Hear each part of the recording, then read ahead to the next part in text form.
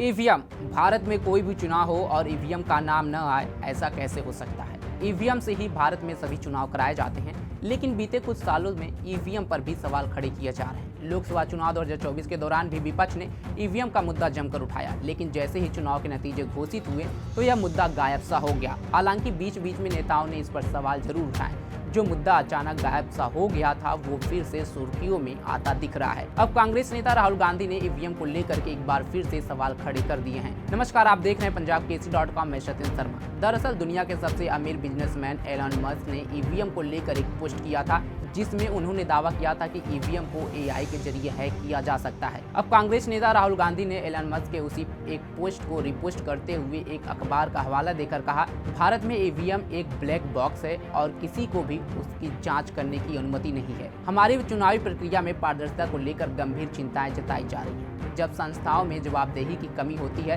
तो लोकतंत्र एक दिखावा बन जाता है और धोखाधड़ी की संभावना बढ़ जाती है। राहुल गांधी ने अपने पोस्ट में मुंबई की घटना का जिक्र किया। इस मामले में मुंबई पुलिस ने ईवीएम को लेकर शिवसेना शिंदे गुट के सांसद रविंद्र वायकर के साले मंगेश पांडेकर के खिलाफ केस दर्ज किया है। मंगेश पांडेकर पर आरोप है कि उसने मुंबई के गोरेगांव चुनाव सेंटर के अंदर पाबंदी होने के बावजूद मोबाइल का इस्तेमाल किया था। इसके अलावा पुलिस ने पांडेकर को मोबाइल देने के आरोप में चुनाव आयोग के एक कर्मचारी के खिलाफ भी मामला दर्ज किया था। इस मामले में पुलिस को नॉर्थ पश्चिमी सीट से लड़ने वाले कई उम्मीदवार व चुनावी आयोग की तरफ से शिकायतें मिली थी, जिसके आधार पर यह मामला दर्ज किया गया है।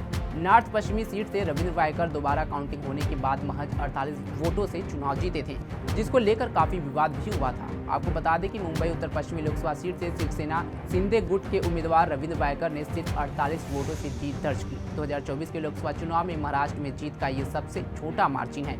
चुनाव के बाद शांत पड़ा ईवीएम का मुद्दा अचानक फिर क्यों उठा? दरअसल मस्क ने अमेरिकी राष्ट्रपति चुनाव इलेक्ट्रॉनिक वोटिंग मशीन यानी ईवीएम से नहीं कराने की सलाह दी है। उन्होंने अपनी पोस्ट में कहा, इलेक्ट्रॉनिक वोटिंग मशीनों को खत्म कर देना चाहिए, इससे इंसानों या एआई द्वारा हैक किए जाने का खतरा है।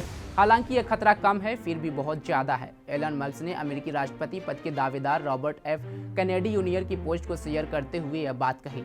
रॉबर्ट एफ कैनेडी ने अपने पोस्ट के शुरू में प्यूर्टो रिको में चुनाव के दौरान ईवीएम में गड़बड़ी के बारे में लिखा। दरअसल अमेरिकी राष्ट्रपति पद के दावेदार रॉबर्ट एफ कैनेडी जूनियर ने एसोसिएटेड प्रेस का हवाला देते हुए पोस्ट में लिखा, प्यूर्टो रिको के प्राथमिक चुनाव में इलेक्ट्रॉनिक वोटिंग मशीनों से जुड़ी वोटिंग में कई खामियां सामने आई। अच्छा है एक पेपर ट्रेल था, इसलिए इस समस्या को पकड़ा गया और वोटों की संख्या को सही किया गया।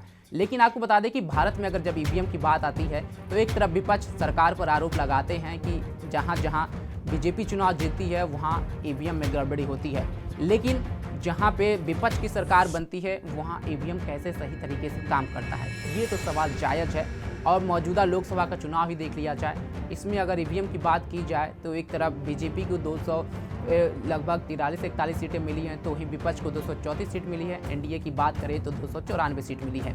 लेकिन जो पहले ईवीएम पे सवाल चुनाव के दौरान उठाया जा रहा था, इसके पहले जो कितने सारे चुनाव हुए हैं, 5 राज्य के चुनाव पिछले साल हुए थे, उसमें ईवीएम का बड़ा सवाल उठाया था और ईवीएम से छेड़छाड़ की बात कही जा रही थी। लेकिन इस लोकसभा चुनाव में ईवीएम का मुद्दा जैसे ही परिणाम सामने आए, गायब सा हो गया और सारी विपक्षी पार्टियों के मुंह पे ताला सा लग गया। लेकिन एक बार फिर से राहुल गांधी ने एलन मस्क के पोस्ट को शेयर करते हुए एक बार फिर से ईवीएम पर सवाल उठा दिए हैं और कहीं ना कहीं एक बार फिर से ईवीएम पर निशाना साधे हैं। लेकिन ईवीएम के बारे में आपकी क्या ख्याल है? और विपक्ष के इसी चुप्पी पर पीएम मोदी ने संसदीय दल की बैठक में पार्लियामेंट में मजा लिया था और कहा था कि जब चुनाव परिणाम आए उसके बाद मैं अपने दोस्तों से बात किया तो उनसे बस यही पूछा कि क्या ईवीएम जिंदा है। और उसी की बात अगर करें, जिस तरह से इलेक्शन कमिश्नर राजीव कुमार का भी बयान सामने आया था और उन्होंने कहा था यह 5 साल तक ईवीएम सोया रहेगा और 5 साल बाद फिर से जगेगा, विपक्षी से फिर जगा देंगे। तो क्या ईवीएम हैक हो सकता है? आपकी क्या राय है और आपको ऐसा लगता है? और अगर लगता है तो क्या इस चुनाव में ऐसा क्यों नहीं हुआ? कमेंट बॉक्स में हमें जरूर बताएं। तमाम खबरों के लिए जुड़े रहें हमारे साथ और देखते रहें पंजाबकेसरी.com। धन्यवाद।